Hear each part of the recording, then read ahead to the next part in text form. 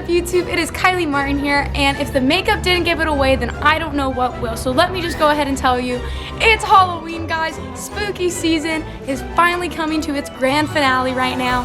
And before we go trick-or-treating, I figured that today is no better time than to talk about something really spooky that can happen while we're working on our bikes.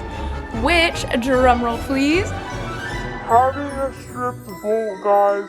Oh my goodness, we've all been there when we're working on our bikes where we get to that last little part and then, or it's even the first part, and it sets the tone for the entire bike maintenance time, guys. So in today's video, we will no longer have to fear that because we're gonna go over 3 different ways that you can remove a stripped bolt from your bike. So let's get to it.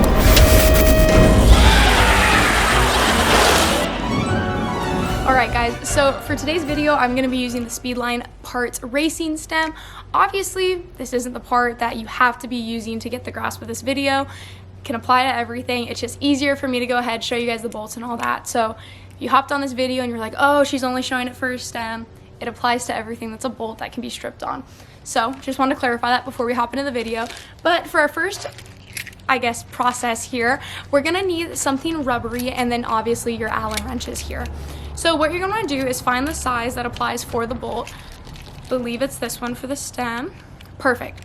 So once you know that that's around the area that you need to fill, then you're going to want to get your plastic baggie.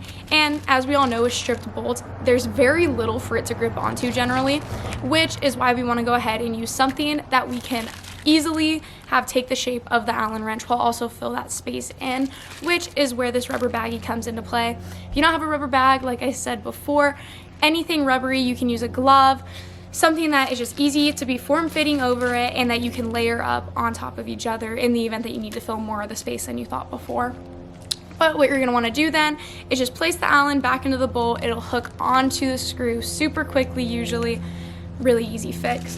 In the event that that doesn't work for your bolt, don't worry, we have 2 more solutions to get through right now.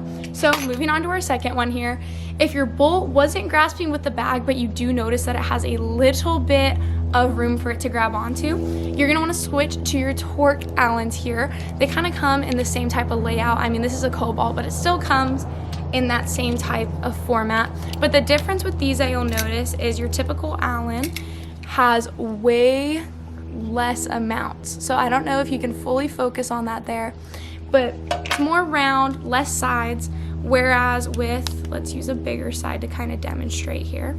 With these ones that you'll see right here, it's more of a star shape that gives it more opportunity for it to grasp onto the bolt on the inside. So then what you're going to want to do here is just insert again, and it should grab on and you should be able to turn. Okay. If you don't have access to the tools or something like that, this is going to be a really painful one, guys. But you're going to want to use, for our third and final method, some type of adhesive or bondage to have your Allen connect to the stem bolt.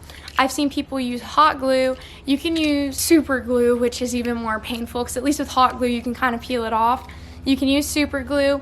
You can even use some type of resin that'll help just grip on the Allen to the screw. Obviously you're gonna have to wait a longer time, but in desperate times they call for desperate measures, so that is always an option. I'm sure there are plenty other ways for you guys to fix a stripped bolt, but these 3 are my top favorite whenever I'm working on a bike. So I hope that you guys all learned something from today's video, and it's even a plus because it was a little mini teaching lesson before you go out and get major bags of candy, guys. So thank you all for sticking around. Make sure to like, comment, subscribe, all that good stuff, and we will catch you guys on the next video.